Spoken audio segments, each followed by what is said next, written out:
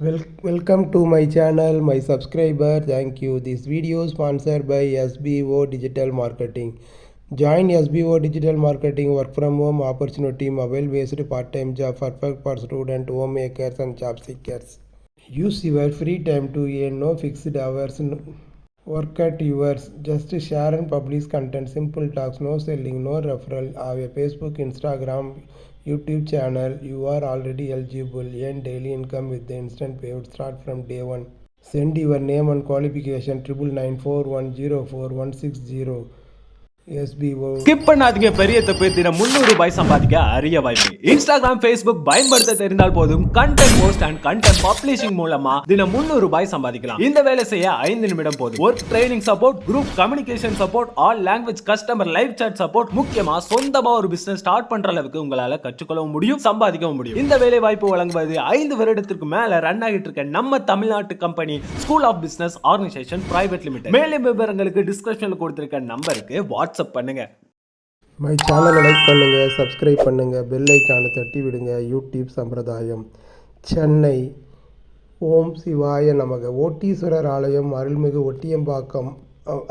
ஒட்டியம்பாக்கம் ஒட்டீஸ்வரரை பற்றி பார்ப்போம். பசுவாக பிறந்த கபிலருக்கு விமோசனம் அளித்து அருள்வதற்காக இங்கு சுயம்புலிங்கமாக பரமேஸ்வரன் தோன்றினார். ஆனால் சிவலிங்கம் கண்களுக்கு புலப்படாத வகையில் மண்புற்றில் இருந்துள்ளது. ஆனால் அந்த தெய்வம் பசு சுயம்புலிங்கம் மூர்த்தி இருப்பதை தன் ஞானத்தினால் அறிந்து சிவலிங்கத்தின் மேல் பாலை தானாக பொழிந்து வந்தது பசு. ஒரு நாள் இதை கண்டு பசு மேய்ப்பவன் பசுவை கல்லால் ஓங்கி அடித்தான். பசு நகராமல் அப்படியே நின்றது. மறுபடியும் தன் கையில் உள்ள தடியால் பால் பொழியும் காம்பின் மீது அடிக்க மடி காம்பிலிருந்து ரத்தம் கொட்டியது. அடிப்பட்ட வலியை தாங்க முடியாமல் பசு தன் காலை எட்டி சுயம்புலிங்க மூர்த்தியின் மேற்கு பகுதியில் உதைத்துவிட்டு ஓடி மறைந்தது. உதைத்த இடம் காயமாகி ரத்தம் பெருகி ஏரி தண்ணீர் முழுவதும் இரத்த சிவப்பு நிறம் பரவியது. இதனை கண்டு பயந்த மேய்ப்பன் ஊர் மக்களை அழைத்தான். இந்த அதிசயத்தை கண்ட மக்கள் இறைவனை வேண்டினார்கள். அப்போது மக்களுக்கு காட்சியளித்த சிவபெருமான் மக்களை அச்சம் கொள்ள வேண்டாம் எனவும் கபில மகரிஷியின் தோஷ நிவர்த்திக்காக இங்கு சுயம்பு மூர்த்தியாக தோன்றியதாக கூறி கபிலருக்கு முக்தியளித்து மறைந்தார். இங்கு நடந்த காட்சியை அரசனிடம் தெரிவிப்பதற்காக மக்கள் கூட்டமாக சென்றனர்.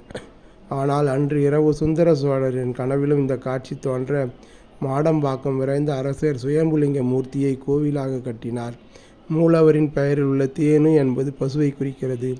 மூலஸ்தானத்தில் உள்ள சுவாமி சதுர பீடத்தில் சுமார் 1 ஜான் உயரத்தில் சிறிய மூர்த்தியாக காட்சி தருகிறார்.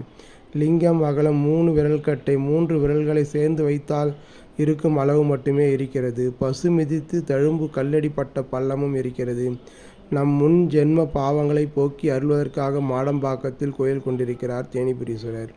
கபில முனிவர் பூஜித்து வரும் பெற்றோர். அதேபோல் இந்திரன் தன் சாபத்தை போக்கிக் கொள்ள இங்கு வந்து சிவபூஜை செய்து வரம் பெற்றார் என்கிறது ஸ்தல புராணம். சுவாமி சன்னதி கோஷ்டத்தில் உள்ள தட்சிணாமூர்த்தி ஆலமரம் இல்லாமல் உள்ளார்.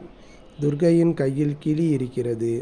இக்கோயிலில் தூண்களில் சிற்பங்கள் வடிக்க தூணில் சிறப்பாக சர்வேஸ்வரர் காட்சி தருகிறார்.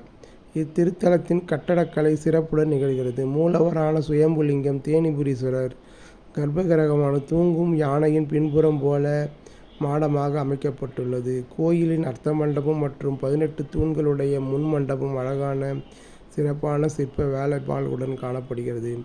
முன் மண்டபத்தில் தூண்களில் கணபதி, துவாரக பாலகர், வினா தட்சிணாமூர்த்தி, சங்கரநாராயணன், வீரபத்ர சுவாமி, பத்ரகாளி, கஜமுக மூர்த்தி, ஸ்ரீலட்சுமி, அயக்கிரிவர், நரசிம்மர், பஞ்சமுக லிங்கேஸ்வரர், அர்த்தநாரீஸ்வரர், ஸ்வரவேஸ்வரர், ராமர், பட்டாபிஷேகம், 4 மூர்த்திகள், இசைக்கு கிருஷ்ணர், ஆஞ்சநேயர் என பல தெய்வ சிற்பங்கள் உள்ளன.